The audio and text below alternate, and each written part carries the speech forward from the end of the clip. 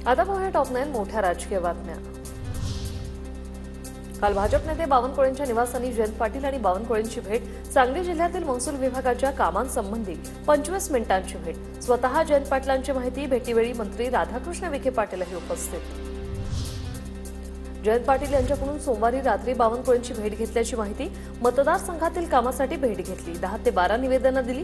यावेळी राधाकृष्ण विखे पाटीलही उपस्थित होते। कुठलीही राजकीय चर्चा नाही, जयंत पाटलांची माहिती। TV9 मराठीच्या बातमीवर शिक्कामोर्तब।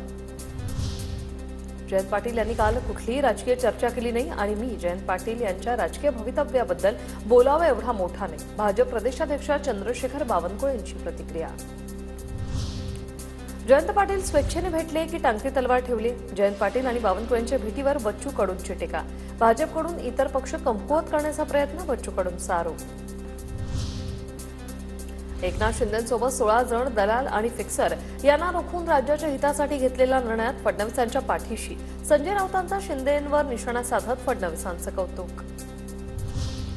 नीलम गोऱ्हेंच्या वक्तव्यानं शिंदेंच्या शिवसेनेतही नाराजीचा सूर। सूत्रांची माहिती। गोऱ्हेंनी केलेल्या वक्तव्यामुळे पक्ष डॅमेज झाल्याची चर्चा। गोऱ्हेंनी स्वतः समोर येऊन वक्तव्यावर बोलावं अशीही भूमिका असल्याची सूत्रांची माहिती। दरम्यान नीलम गोऱ्हे लवकरच एकनाथ शिंदेंना भेटणार असल्याची माहिती। नीलम गोऱ्हे 2 दिवसात पत्रकार परिषद घेणार। मर्सिडीज दिल्यावर पद या वक्तव्यानंतर ठाकरेंच्या शिवसेनेकडून गोऱ्हेंवर टीकेची झोड। ठाकरेंच्या पुणे नाशिकमधील स्थानिक नेत्यांकडून गोऱ्हेंवर पैसे मागितल्याचेही आरोप। पत्रकार परिषद घेऊन झालेल्या आरोपांना गोऱ्हे उत्तर देणार। नीलम गोऱ्हेंच्या साहित्य संमेलनातील वक्तव्यानंतर सुषमा अंधारेंकडून गोऱ्हेंना अब्रू नुकसानीची नोटीस। वकील असीम सरोदे यांच्या माध्यमातून बजावली नोटीस।